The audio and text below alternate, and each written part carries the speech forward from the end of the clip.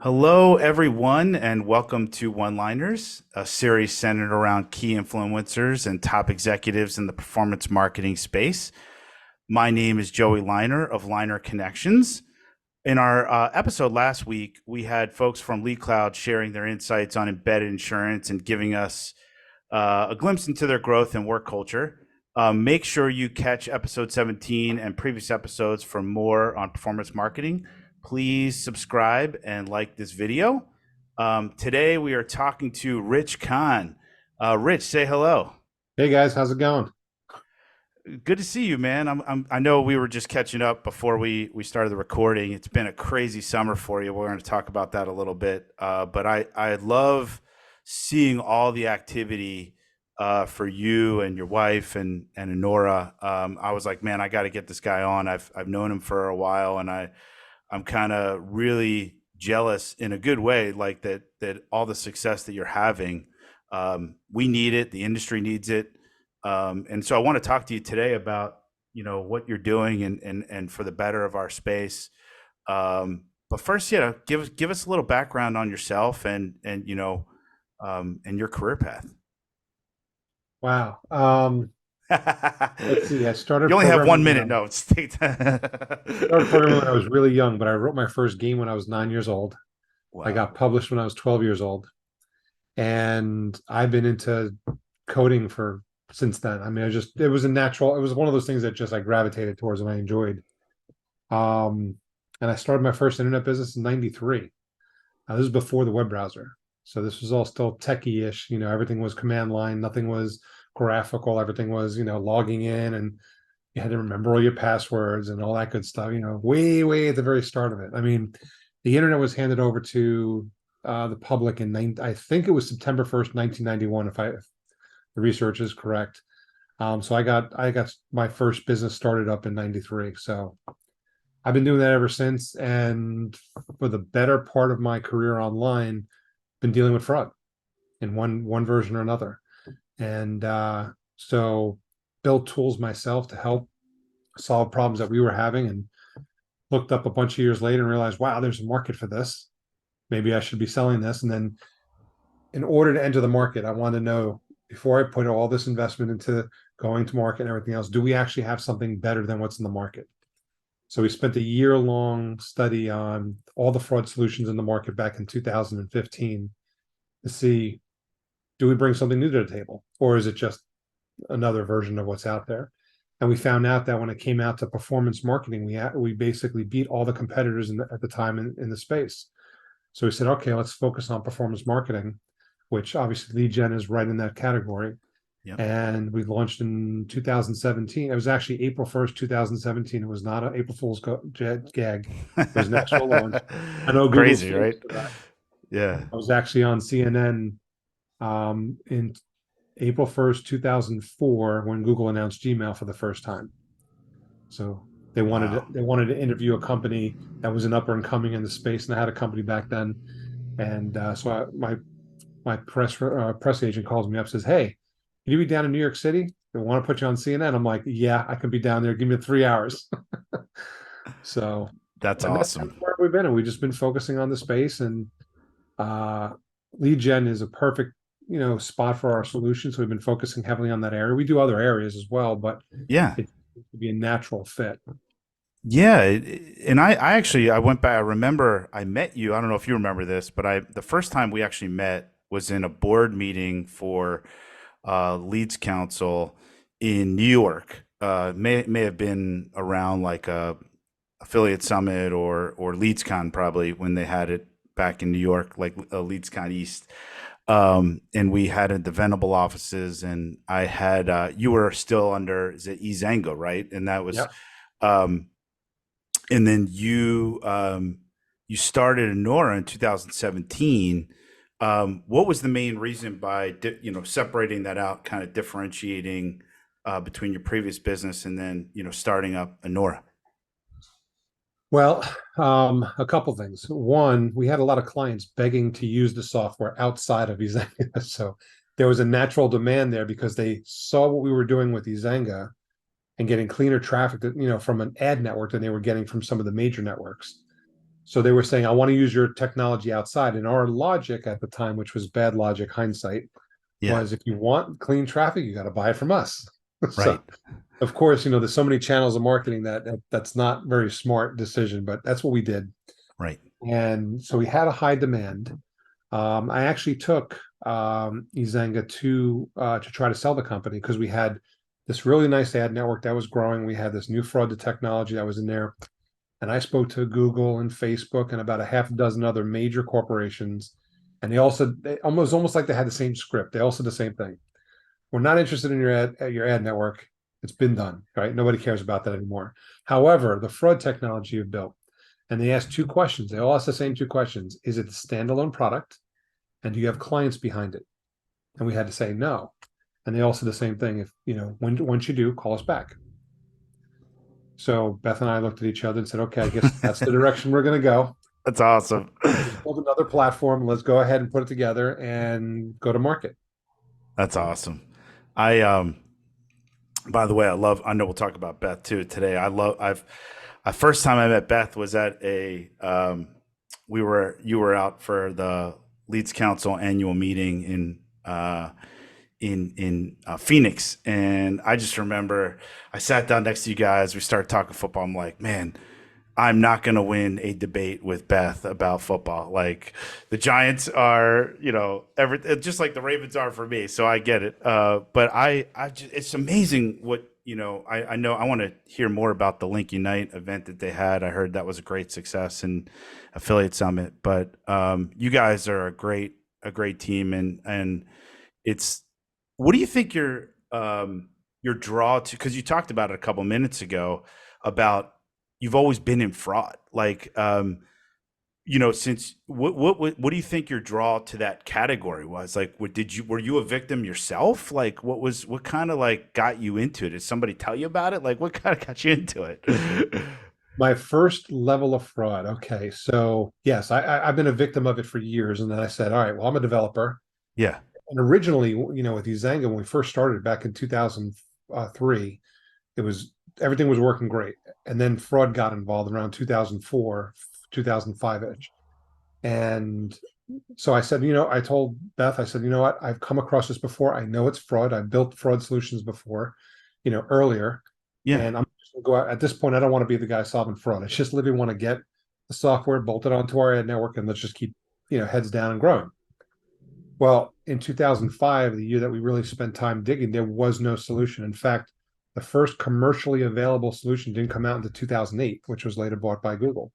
Okay. So I looked around and couldn't find anything. I said, look, we got to solve this problem. Otherwise, it's going to be the end of the company because it's just getting worse and worse. So I'm a developer. I figured I'll write the software myself. And took me a couple of weeks. I wrote the software, worked great, and then it didn't. It's been a constant evolution of the Yeah. software. Yep. And that's kind of what it is. But the first level of fraud that I saw was probably okay. So I had a newsletter that I was writing back in '93, and that's where I started my first digital marketing company. First, I put a newsletter together. I'm not a writer, but I was enthralled with the internet. And Yeah. I'm like, this is going to change everything. This is going to replace everything. Like all communications are going to go through this internet. This is the way things are going to go. And I want to be part of it. I didn't know what it was going to turn into, but I want to be part of it. So I started a newsletter and I would send out the newsletter. And then, like the first news, and what I would do is I would troll AOL news groups and say, hey, by the way, I got this newsletter. Anybody interested? So it was an opt in at the time. Dude. Inside of like 6 months, I had like 20,000 people subscribed to this magazine back in like 93, 94. So it was awesome. And one of the email, and I would do it once a week, send out a newsletter once a week, send it off my 14.4 modem. That's amazing. So what ended up happening was I said, wow, this is going great. Somebody asked me, hey, can I advertise in your magazine? That became monetization. And we said, sure. So we started making a couple of thousand a week, just it was a project of mine. It wasn't Yeah. meant to be a business. And it was going great. So I said, I wonder, pigs get fat, hogs get slaughtered, right? I Yeah. wonder, I found somebody online says that they have I want to say 1 million opt-in emails for like $99. I'm like, well, that sounds like a deal. So I placed the order and I did some math and I said, okay, if this guy's got a million email addresses, this is going to fit on like 50 floppies. It's not going to fit on a single floppy. Literally going to take 50 floppy disks. So when the order came in, I had Floppy like disk. 8 floppy disks, the little hard ones, right? Yeah, remember? I'm like, shit. I said, I knew right away I got scammed. And I went through the list and it looked legit. So it was only 100,000 people. So, I got my 99 bucks back. I wasn't worried about that. But I sent the email out and that wasn't a good thing. I shut down the East Coast for all email servers. I got a call from Delphi, who's my service provider, said, what the hell did you do? Oh my Nobody was used goodness. to sending out, Yeah. 200,000 pieces of mail on and a single clip. And then I got a call from like Lockheed, Wow. and I guess their email addresses were on this list. They were not too happy. They said, you do it again and we'll press charges. And I'm like, Whoa. there's no law against it. There was no issues around it. There was nothing around it. But you get a threaten. I mean, you're trying to build a business. You're not trying to piss people off. And as No. soon as I piss somebody off, I'm like, all right, scrub that list back to square one. And that's when someone said, well, instead of the newsletter, you should open up a web mall. And that was my next thing. So the web browser came out in 94. So about a year later, I'm like, you know what? I could figure this out.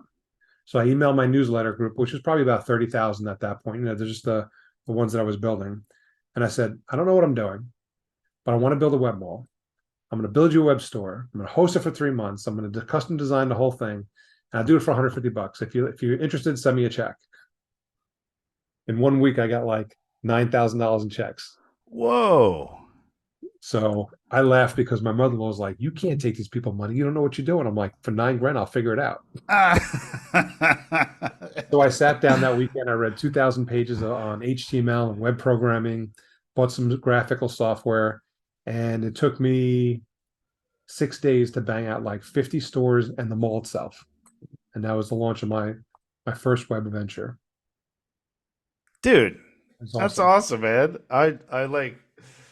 I was totally not expecting that, but that's like and I've in our conversations over the years, you've always told me, what I love and respect about you is the ability the hunger to build. Like you figure it out. Like you're gonna read or you're gonna um, educate yourself on how to do it, and you've done that throughout your life. It's just awesome. Like you're part of the evolution of the internet, man. So it's really cool to hear that Enjoy. story. Um, let's switch gears to recently affiliate summit. Like I mean, it was last week, so I unfortunately couldn't make it across country for it. But I heard it was a great show. What was your kind of take on it? Oh, it was awesome. We had, I think it was the best, one of the best shows that we have had as a company in a long time. Wow. So we were the title sponsor. Yeah. So we had signage everywhere. So it was picked up by a lot of people. We co-hosted a party after the first night with a couple other companies, and we had a solid team. Knew the product well inside and out, knew the pitch, and I mean it was just an unbelievable show for us. We did really well out of it. We'll bring a number of clients out of that. Oh wow. And you go to a ton of shows, so and sponsor a lot of shows. So that's a big mark for big number to hit. Saying that's the top sponsorship and um, what do you think the main attraction was to you guys? Like, is it just the meat market, or was there any specific theme people were just really drawn to Anura? Well, I guess the signage definitely helped. So being a title Yeah, sponsor hell yeah, did help, right? Which was awesome. But fraud's getting worse and worse, and it's getting to the point that more and more companies cannot ignore it. yeah, So I think a combination of having the signage. I mean, we had signage on every row going up and down. We had big signage up on the wall. Um, so this way, no matter where you looked, or no matter where you turned, it was you saw our name. Our name was synonymous there. But it was also probably for Affiliate Summit East, probably the biggest one we've had since COVID hit. So you're probably talking. They were estimating between 3,000 and 3,500 people were going to be at the show. wow, And even day two, you know how every show, the second day, it's everything. yeah, No, this show was pumping the whole both yeah. days. it was pretty awesome. They It's New had York, man. You know, it you was have that awesome. extra energy when you're in New York, right? You just get that feeling as soon as you come in. You're like, man, I just love being in the city. I'm sorry I couldn't make it out there. I just have so much going on towards the end of the summer here, so I kind of pick and choose, you know, Yeah, which trips everywhere. I could take. Yeah, Yeah, but it's I'm glad it worked out for you and the team. And what do you? So you just talked about it, like fraud's on the rise. It's been on the rise. Like you are the when people associate fraud now, like you are the brand, like you are the guys that you know people are going to turn to now. You're the household brand, and I think you guys have earned it through backing it up with your product, right? Because it works. I know I firsthand my previous company, DMS, we were a big advocate of Anura. What are the main factors of why it's rising? Is it AI? Is it bots? What's the why does it keep growing out there? it's an easy market to get in. Let's face it, bar Yeah, the entry to get into committing fraud yeah, is easy, and it's getting easier with AI, right? yep. I mean, right now there's a place called Fraud GPT that will Oh, write your bot. jeez. Oh, So God. it will write you a unique bot that you can go in and do all kinds of stuff. We'll write a bot to do that, and it will write the bot for you. But you know, you have to know how to deploy it. But Yeah. anybody their weight and salt as far as a developer can do that. But now it takes the writing of it out of the mix. So I mean, you've got stuff like that that's coming on board. You've got the fact that I mean, we've been seeing the escalation going like crazy, and like I said, for first couple of years before we started pushing out our product, it was like 5 or 6 billion a year, which is still 5 or 6 billion a year in fraud. Yeah. Last year, and I've been quoting this number out. We for the first time as a global society, we tipped over $500 billion in digital marketing spend, and over 100 billion is estimated to be stolen by fraud. I mean, it's gone Wow. from 5 or 6 billion to 100 billion in the last couple of years. So Wow. it's growing fast, and Those are big numbers. the Huge best, numbers. yeah, the best way I can describe it is there's probably about 100 companies in the marketplace right now that do some type of fraud detection. Okay. All right. Um, the biggest problem with, I don't want to say all of them, but most of them is a high false positive rate. So, in other words, mismarking real people as fraud. So, this is why we focus on the performance marketing space because Right. our accuracy is bar none. No one can come close to touching our accuracy. Now, as a lead generator, if you generate a lead and I say it's a bad lead, you pick up the phone and call the person on the phone swears up and down they didn't fill out the form, you know we're right. Right. So, and then if one of my competitors comes along and says, no, I'm going to mark this one as bad, and then you call up the person, like, no, I filled out the form. I'm trying to save money on car insurance, whatever it is, let's talk. Then you know that that person was wrong. And we're seeing that even with the major companies that are in the marketplace that have a high false positive rate. In fact, based on client feedback, I'm hearing the average false positive rate is over 15%. Mm. There's one of our competitors out there is running with what two people describe. One person said they have over 50% false positive, which is, spin a wheel, you get a better answer. Yeah. Uh, or their data is wildly inaccurate. So the problem is you've got these people running out using these solutions, and instead of blocking the fraud, they're blocking real people. So they're not really solving the problem. So that's why we focus on the performance marketing space, because you can easily see who's got the better solution, and that's where we hang our hat. But because of that, you've got all these solutions running out, you've got people buying into these solutions, and they think they're protected, and they're not. So fraud continues to grow. In fact, I just got hit this up by somebody on the phone. He says, "Yeah, the problem is that your industry doesn't have standards. We're talking about standards all the time. What the Yes. lead generation standard should be, so that there's less issues with robocalls and all this other stuff that's going on." Yeah. Well, we actually have had standards set for almost more than a decade. Most people are familiar with the MRC, the Media Rating Council. They Yeah. work in conjunction with the IAB, which is the Internet Advertising Bureau. Hmm. About 12 years ago, they set standards for fraud detection companies. So when they first kind of hit the scene, they got involved and said, okay, we're going to set standards. And every quarter, they adjust them based on new types of fraud that's coming out, new things that should be best practices. And out of the 100 plus companies that are out there, there's only 8 of us that are certified to follow those standards. That's the big Wow. question. Why aren't others certifying their solutions? Yeah, that is a bit because I don't know. That's a good question. And a um, lot of them, I know a lot of them, I've seen, them in action. I know a lot of them aren't certifiable. They don't right. do anything that meets the basic the criteria, the standards that they're supposed to be following. So a lot of them can't get certified, but there are others that maybe they can't get certified, maybe don't see it as an important thing, but That's right. Yeah. Well, I'm glad you are, and I'm glad you guys lead the charge in performance marketing. And you and I both share a strong passion for compliance and doing things the right way within performance marketing. In fact, it's been probably one of the most challenging years from a regulatory perspective. I mean, we met in the beginning. When I first met you, we were involved in LeadsCouncil as I was turning president, and now there's so much, at least it seems like, from the FTC and FCC that are coming down within our space. We've always been trying to keep our industry self-regulated, and I think there is no common there is no common ground and unification within a lot of the companies, the buyers, the sellers, the service providers.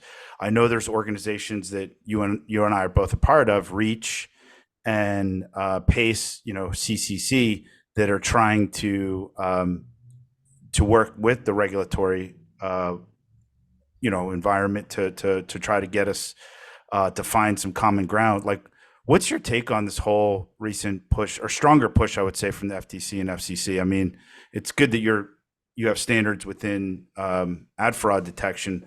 What do you see holistically, kind of across the board within our space? Are you scared?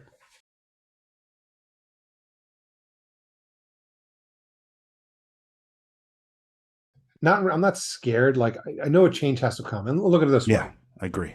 We're all talking about standards, it all eventually flows under the TCPA, right? Yeah, When did the TCPA come out? I think it was 1992. the Right. original version. Yes, correct. Okay. Because most people only reference the mobile provision from when Sure. it came out in 2013. But yes, it's been around for the do not call list came out in 2004, but the TCPA was, yeah, it's been around, I think, since the 90s or something. All right. So that was the Yeah. TCPA came out in an interest to reduce, bogus phone calls, right? Has Yes, it I helped? want the calls. Has it helped? It's Has only it gotten helped? worse. It's It's only no, gotten I worse. yes, I think Let's be it's honest. It wouldn't be FTC wouldn't be have this on his docket if it solved the problem. If like back in 1992 and they made changes throughout the years to adjust for technology, it would have solved the problem, but it didn't. Right. yeah, This is not going to be a legally solved problem. This has right. got to be solved through technology Yeah. and through self-regulation. Yes. So I like the idea the way Reach and Pace are trying to get some type of standard passed. Yeah. Once a standard is passed and the government says, yes, we're going to agree with this standard, now they have a target, right? Yeah. You're following the standards or you're not following standards. And if Well you're said. not following standards, they're going to want to know why. So if you get a lead and sell a lead to 30 people, they're going to want to know why. Right. Because now that one person, if you sold the lead to 30 people and each call 5 times in the first day, guess what? Yeah. That person's pissed off. They're calling the government to say, hey, I didn't sign up for this because they didn't, That's right. you That's know? right.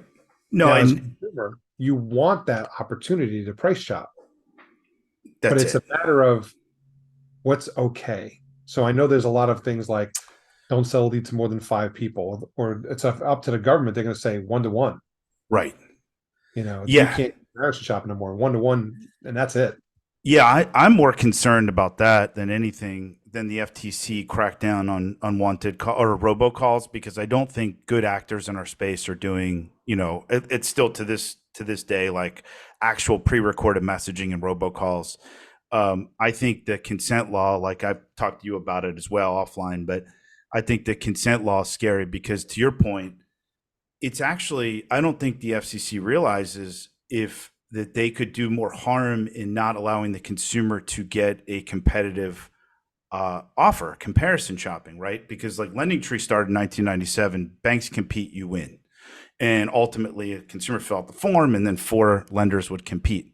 I think you're right. Our space has gotten way out of hand the last decade plus, and over saturated consumer events, whether it's calling a million times, selling the data a million times. I think we have to clean that up. We have to find common ground, and but the consumer does not win if they can't get a competitive quote. And in fact, it could get worse to where they get harmed if, let's say, it's one-to-one consent, and um, some company comes in and they're making 2.5 or 3 points versus another company that was making 1 point, right? They'll buy that lead as exclusive because they know that they can take it as one-to-one consent. The consumer won't shop, and then they can go out and make like 3 points on a deal versus the previous company would make one, because now the consumer can't comparison shop. So now the FCC has a bigger problem on their hand, that they forced this one-to-one, and they forgot that the whole process could remove comparison shopping. Consumers want to shop online. We can't take that away. So we have to find some common ground. And I know you and I are big advocates in helping both organizations find that common ground with the FCC and the FTC. But I appreciate your passion for it, man. And Yeah, I that's a know, big problem. Like I said, there's a big problem, and what we're trying to do also is that we know the guys that are trying to do things right are coming across 1 in 4 of their leads are fraudulently filled out. So yeah. Oh, wow. if you call somebody who didn't fill out that form, and you call them a couple times, finally get them on the phone and realize they didn't fill out the form, you're going to be pissing them off. They didn't Yes. sign up for that. So that's again part of the process. So there's two parts of the problem. One is the fraud that's coming through, and the other part is things that can be fixed through simple self-regulation, like how many times you call lead, how many times is it that one lead sold to other people, how upfront are you to the consumer about who's Right. getting their hands on this information. That's right. If you keep everything upfront and don't try to hide things, you don't have a problem. That's right. Let's be clear to the consumer. Let's make it clear what they're opting into, what they know that they're offering, what the request is. Let's stop trying to do all these gazillion cross sells and 1,000 companies or 10,000 companies on the marketing partners list. That's just very confusing and creates way more clutter. So I agree with you, man. I'm with you. I want to switch gears to actually another topic, which is really special, man. Like you guys have built a family business. I think you're one of the true like single family owned businesses within performance marketing. I mean, there's others, so I don't mean to discount it, but I just love seeing you and Beth out there. I think you have, is it you have another family member in as your CTO or somebody Yeah, in tech. Yeah, yeah. we've had a bunch of family work here. Yeah, that's freaking awesome, dude. And you my, guys my have events at your house. Like you really appreciate your staff. You do. Um, you make them all family. Like what I grew up in a family business. My mom owned a retail clothing store. I really learned so much from her. That's what I got into sales and wanted to get into business. But like, talk to me about working with your family every day, especially Beth. It's how cool is that? well, we couldn't see it any other way. Like working together for the last 20 years together, it's just like, and it's funny, there's days, my office is maybe 100 feet from her office. There's days we don't see each other. Oh wow. Now, my son is my CTO. My customer success manager is my brother-in-law, and everybody in the industry is calling him Uncle Tony because he's uncle to my sons and one of my kids, right? Yeah. So at one point we had Beth's mother working here. Wow. That was interesting. Because Hi, imagine now, mom. yeah, because imagine, mom is the boss of the kids, but now she Yes. comes in here, and now Beth is the boss of her. Oh my That goodness. dynamic was That fun to did, watch. yeah. Yes. Yes. Beth has fired two of our kids. Oh yeah. Yes. So, it's part of the business. We treat them like employees, but again, we treat everybody like family because Yeah. we want people to enjoy coming to work, right? Yeah. If you enjoy what you do, it's not really work. We want Yeah. people coming in, everybody's got a job, everybody's got a task.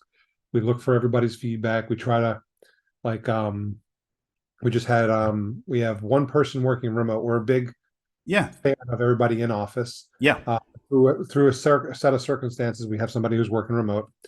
And so we flew her in for our affiliate summit. She's one of our account execs. Flew her in. Everybody had a great time because I had a chance to really connect with her as opposed to just seeing her on a Zoom screen. That's right. So we had a good time there. And then we had a barbecue at the house, just to have everybody, just to build the camaraderie and that team stuff, the stuff that you miss when everybody's remote, Yeah. and that makes it tough. we've tried remote several times. It just haven't had luck for us. We're trying another position. We're actually in the middle of hiring a director of strategic partnerships, and that person's going to be working remote because that talent we've already looked. We're not going to find it here in Middletown, Delaware, right? Right. Or they're just Oh, not that level of yeah. person No, here I that get it. have a skill set. And I'm looking to bring somebody on that knows how to do this, that's done it several times, that can just come in and just bang it out. So I don't have to figure out what needs to be done in that position, play or guess or test different things. Like I want somebody who knows what they're doing. So that'll be our other remote position, and hopefully it works out. Like I said, we did an extensive search, and we think we got somebody, or we got two people we're going to be bringing in to do a final interview with. But it's like anything else, you know, we try to treat everybody like family Yep. because we want them to enjoy working in the. I mean, just look at it this way: just the way we've been doing things. I've got two or three people that have been with us for 14 years plus that are not family. Yeah. But just we've had four or five people that worked for us that left that came back. So we're Yeah. doing something right. We're not Yes. perfect. We're always looking to do better, but it seems to be going down the right path. And we've got a good team. Everybody's pulling their weight. You know, for years we've had situations where held on to people too long. They just because we're being nice and it's like, Yes. business could afford it, so it didn't matter as much. But like when we decided to switch gears from our ad network to Anura, we took everybody from the old company and moved them into the new company. So now Yeah. you have a company that's not making any money with all this expense. Yep. That wasn't a smart move. That was Beth and I paid the price. We had to fish a ton of money into the company just to get it off the ground and go profitable. right. Because we basically just took out because we were used to everybody. We had Yeah. good people. We didn't want to let them go, but we didn't have the money to pay them. Right. We had to pay them out of our pocket. So we did that for a couple of years until we got the thing off the ground. Wow. Shout out, man. That's all. And you hit on a couple of big points. You know, I've been fortunate enough to work with people multiple times after they go out and try to see if there's greener pastures out, elsewhere. I always say to folks, it's a very small ecosystem. There's a lot of dollars flowing through, to your point, but it's a very tight ecosystem as far as the people, and we're a tight knit family, and you don't burn bridges because you probably are going to wind up running into that, whether you decide to work there again or you're going to do business with them at another shop. So don't burn bridges, and also, you know, remote doesn't work for everybody. Worked for I had Lead Cloud on, last week, and they've built their whole culture around that. They did it before, the pandemic, so they were well ahead of it. But what I've witnessed from you guys, especially for all the information that you guys have shared, is I think the way you guys have hunkered down and gotten together, even through the pandemic, you were able to still try and find ways to get together and build that culture. And it is that family environment. It's great. It's awesome. It's infectious. I can feel it across, just reading through, and I love it. Like, it really makes me feel at home too. And I actually had a chance to work with my wife for a little bit back in the day at Double Positive when we first started, and that did not go well when I was her boss, because here she's the boss. So it's like, no, that's not going to work. But I really respect, like, Beth. Talk about Beth for a sec. Like, to me, like, she just spoke at an event for Link Unite, right, with some other powerful women in our space. Like, what does Beth love doing about the business every day? Is what gets her going? She started off in finance, but ended up going into the marketing side because you need to grow the market, and marketing is part of that sales process. I've always focused on sales and engineering, Yeah. and she's focused on literally operations, HR. Like when you're a small company, there's a lot of different departments where you don't have a full-time position, Yeah. like HR, like finances. Like there's smaller jobs, but they still got to get done. Scheduling all the trade shows. Where she's really become like filling into her own is the marketing side. So she's been That's heading up the awesome. marketing side. We just hired a head of marketing about a couple weeks ago. So Beth's looking forward Congrats. to trying to Yeah. train her up and take a lot Yeah. of that off the plate because she's still got outside of marketing, she's still got a lot of other things on her plate. Yeah. That's So, awesome. and it's funny, like we were talking about Link Unite, and it came up, and I'm like, Beth, you got to join the group. She's like, I'm not sure. I'm like, look, this is one group I can't join. Not allowed. I said, but you can join it, and it's going to be good for the business. So, and she'll do that, like I said. And we run the company together. Like we each have our roles and titles and stuff like that. But at Yeah. the end of the day, we don't make decisions without each other. Um, and there's times we don't get along as far Right. as we don't agree. I shouldn't say not that we don't get along. Yeah. We don't agree. Yep. And so it comes down to one of us will give and say, okay, I'll give in this time, but next time it's mine, or we bring in a third party like our son and say, Yeah. okay, this is both sides, pick one and we just do this stuff. Let's bring in a mediator here. Let's work it out. No, hey man, it's probably You got to made your have, marriage much stronger too. yeah, yeah. And So it's like our biggest thing is we tell people, how they always ask how we make it work. The biggest thing is we don't go to bed angry amen. Amen. That's awesome. or And I anybody. love seeing your family behind you. It's great. Every time I get on a Zoom with you, it's awesome. Um, that's so cool. And same thing with Joanna and I. We never go to bed angry. We always find a way to work through it. But again, I'm real shout out Beth. Like, I love to see what you've done, Beth, and grown and evolved within our space. Keep being a leader. Both you and Rich are amazing people, and I love being your friends and love seeing what you guys are doing with the business. You guys also you're getting, so you talked about a lot of shows that you're doing too, but like, you do a lot of webinars and, you do a daily post and, you have, Anura talks, like you just have so much out there. Like, what do you find when you're doing a lot of these sessions and you're at shows, like, is it, do people not realize the magnitude of what's going on in the fraudulent space? Are you doing a lot more education? Are you trying to get more in the weeds, telling them more things that they should be aware of? Like, what's a common theme that you have out there as you're publishing, material or speaking? A lot of times people, believe it or not, still don't realize like, oh, I don't have a problem. Like, I'll hear this. I don't have a problem. We have internal traffic. Right, I've seen all kinds of traffic. What's internal traffic? right. So define internal traffic. Oh, we have a media buying team. And where do they buy their traffic? Oh, they buy it from Facebook, Google, TikTok. Okay. Do you think they have fraud? I don't think so. Let's examine that a little closer. Let's take a look at that. And they don't realize it's not so much like, oh, look at the affiliate market, right? Affiliate market flooded with fraud. But you have an affiliate, you know the person, you've been to the house, you know the kids' names, you've celebrated birthdays, you've gone to dinners and all this other stuff. It's not so much the affiliate because you know that affiliate's a good person. That's right. It's who that affiliate gets their traffic from. That's right. It's always where the traffic emanates from. So if he's getting it from an affiliate network because he's an affiliate, Yep. there's fraud in there. That's He's right. not perpetrating the fraud, but there is fraud being perpetrated beyond his network. So we always talk to people and try to educate people like, if you can improve your Google campaign by 10 or 15%, what's that worth? Right. What if you can, Google Display Network, Yeah. so all that stuff, 50% fraud. What would you do to be able to cut that in half?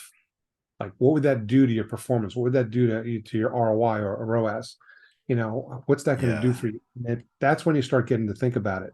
Or we've got clients that, we protect their login. So they got bots logging into their systems and running all kind of stuff behind the scenes and scraping prices and stuff like that.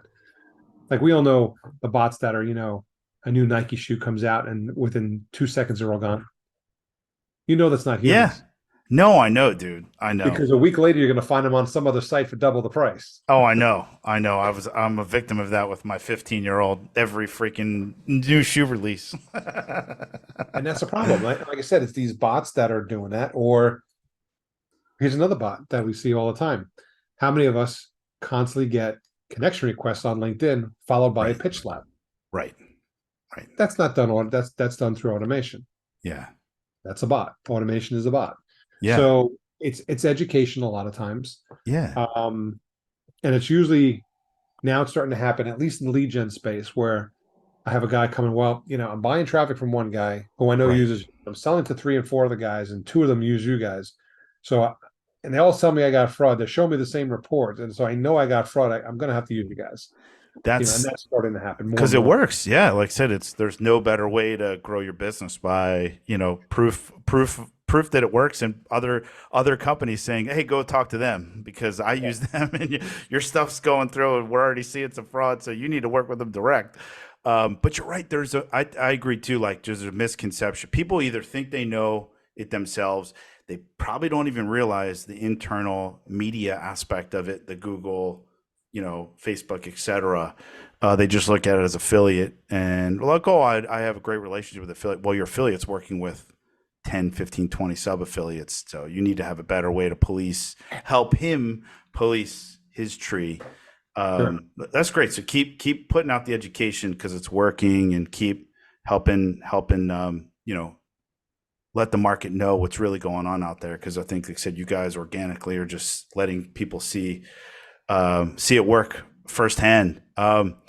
Give me an exclusive, man. Give me something that, because you're out there talking to so many places. Tell me something that you haven't shared with any other specific place because I want to hear it first. It could be anything. It Personal, could be about you personally. It could be about, or you already shared some cool stuff too about your I'll give you success. something different personal that I don't think I've shared on a webinar yet. There it is. I was invited to compete on the 2000 Olympics for martial arts. What? Holy So shit, dude. long story No short, I've way. studied 4 different styles of martial arts, total about 17 years. After I got my black belt in Taekwondo, uh, the owner of the style of Taekwondo that we did was part of the Olympic Association and told his cousin or his nephew who ran the schools that we were part of, I need two of your best students to come fly out to Korea, train for 2 years straight, and compete on the American Olympic team for Kung Fu or for Taekwondo. So they hit Holy me up shit. right after we had our second child, Holy bought a shit. house, and I'm like, I'm gonna have to sell the house. I'm gonna stop my work, and I couldn't do it. I couldn't do it. So I had to tell him I couldn't make that work. Wow. Me and a friend of mine, we used to go to the school on Sundays, and we'd meet there, stretch out, and just beat the hell out of each other for a couple hours. That was Whoa. our Sunday morning workout, and we got invited to both of us got invited to do it, and we just where your life is at that age, it's like I'm in the middle of like my life. I'm gonna Yeah. shut it down and start all over when I get back. But I always wonder, what if, like, what an experience it would have been to be an Olympian. Hell yeah, dude. But Win, lose or draw, just to be there yeah. and go through the experience and go through. Yeah. I mean, the training that he was talking about was like 8 to 10 hours a day, 7 days a week of training, no rest. Yeah. Special diet, special all this kind of stuff. And I'm like, I would love to do it. Wow. My life is so unique right now that I like it's such in a phase where I'm just starting off. I've been married, I got 2 kids, I got a house, Yeah. I got to work. I can't just give all that up. Yeah, dude. It would have been cool. Thank you for sharing that. That's pretty badass. Fair warning to anybody in the performance marketing space. If you mess with Anura or you go at any show, like, and you mess with anybody who works at Anura, you will get destroyed. Literally. Physically, do not mess with anybody at Nora or Rich Kahn Circle or he will crush you. Uh, that's awesome, dude. Um, where do you we're gonna wrap up here in a minute. Thank you for spending so much time with me, man. But like, where do you see? You've already talked about it a little bit, but where are you guys seeing? I mean, you mentioned it earlier. Like, you always have to evolve. You always have to build your company ahead to be the leader in the space. Like, where are you guys? You don't have to give me anything proprietary or anything, but where do you guys see the future of ad fraud from where it is today? You have any visibility on what you need to get accomplished in the months and years ahead? Yeah, for us, I mean, one of our core values is staying on top of the fraud, Yeah. right? Because we always talk about accuracy, thoroughness, and analytics are our 3 separators over everybody else. And to keep that accuracy and thoroughness requires a close eye on the new fraud that keeps popping up. So we have that down strong. We're comfortable with that process. Our biggest process, because usually it's all hands on deck when a new fraud is found, and that happens on a weekly basis. So it basically takes us away from product. So one of the things we want to do is focus more on product features, Yeah. because the core of what we do is I tell people this, like you buy a CRM, right? Yeah. You put a contact information in, hit save, you expect it to save the contact information. Well, in my space, that you expect a fraud solution to find fraud. It doesn't, all fraud solutions are not created the same, right? Right. There are different ones out there. So for us, we want to be the best at finding new fraud and making sure that we're accurate when we identify fraud. So that's been like what we've been doing for years. Um, for us, the other thing that we lack on that we want to focus more on, which we hired another a team of developers. It was my old CTO left and came back Yeah. a couple years later. So he's now leading a team working on product features. So new integration types, new types of features, new types of ways to use the Nice. data, new ways of altering the data. So our goal is to focus on bringing new features, product features to the market to help our clients Love it. solve additional problems that they may not have known that they can solve using our technology. Awesome. Yeah. And I've said this before on my show too. Our industry is lacking innovation and development and build because I think a lot of that got crippled through the pandemic. So thank you for helping lead the charge there. And it's shout out to you and Beth and the whole Anura team for really crushing it. It's thank you for joining me today. What's a good way for people to stay in touch with you and the company so they can they join your newsletter that you started back 30 years ago? I want to get on that newsletter. Yeah, I actually, believe it or not, I found one in an archive somewhere. I think it was from 1995 or 1996. I ran it for a number of years. I posted it to my LinkedIn account. So it's like That's it awesome. all just text based with dashes and all just old school, and probably needs a lot of editing because I'm not an editor. Yes. That's awesome, dude. But But that's it's yeah. So right now, probably the best thing is LinkedIn. I post on a regular basis. I post yes. a couple different snippets of my webinars that will, take a point, that's 30 to 60 seconds long, something like Yeah. that. Post a few of those, post articles. I post some fun stuff, some pictures at different trade show and events. Yeah. Otherwise, people can reach me at rich@anura.io. I'm easy to reach. Yeah, and I will say that too. For the shows that you guys are going out, and for folks specifically who obviously watch us in performance marketing, come up, say hello to Rich, Beth, and the team. They're very, very friendly and open to. He won't kick your ass, I promise. Friendly, and they'll talk to you about really what's going on within the fraud space, and specifically what you're dealing with at your business, whether you're a lead generator, publisher, a brand, a direct brand, all everybody's, everybody has this involved within their traffic or first party media, all facets of where you're engaging with consumers. So Rich, thanks again, brother. Really appreciate you spending the time with us. Tell Beth I said hello and look forward to seeing you hopefully in the fall, one of these shows. Appreciate it having me on today.